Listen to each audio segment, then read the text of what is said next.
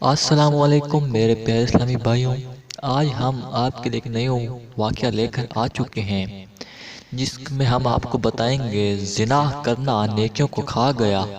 تو یہ ہے ہمارا ایک چھوٹا سا واقعہ دوستوں۔ تو ہماری ویڈیو کی طرف بڑھنے سے پہلے ہمارے چینل میرے اسلام 45 کو ضرور سبسکرائب کریں اور ساتھ بیل کو ضرور دبائیں تاکہ ہماری جو بھی ویڈیو اپلوڈ کی جائے اس کا نوٹیفیکیشن آپ کو ملتا رہے۔ حضرت ابو ذر رضی اللہ عنہ بیان کرتے ہیں کہ رسول اللہ صلی اللہ علیہ وسلم نے فرمایا، بنی اسرائیل میں سے ایک عبادت گزار نے اپنے گرجے میں 60 سال تک عبادت کی۔ بارش ہوئی اور زمین ہری بھری ہو گئی۔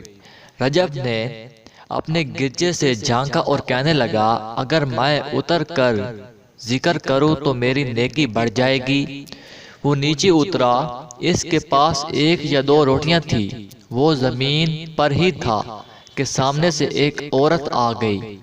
وہ آپس میں باتیں کرتے رہے یہاں تک کہ اس نے اس سے جمع کر لیا۔ پھر اس پر غشی طاری ہو گئی۔ وہ تالاب میں نہانے لگ گیا، اتنے میں ایک سائل آ گیا۔ اس نے اس کی طرف اشارہ کرتے ہوئے کہا کہ دونوں روٹیاں لے لو۔ پھر اسے موت آ گئی۔ جب اس کے 60 سال عبادت کو اس کے زنا کے ساتھ تولا گیا تو زنا نیکیوں سے باری ہو گیا۔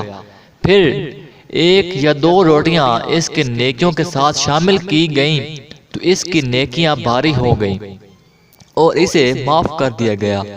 دوستوں، تو اس واقعے سے ہمیں یہ ثابت ہوتا ہے کہ زنا بہت بڑا جرم ہے جو بھی ہماری عبادت ہے اس کو ختم کر دیتا ہے دوستوں۔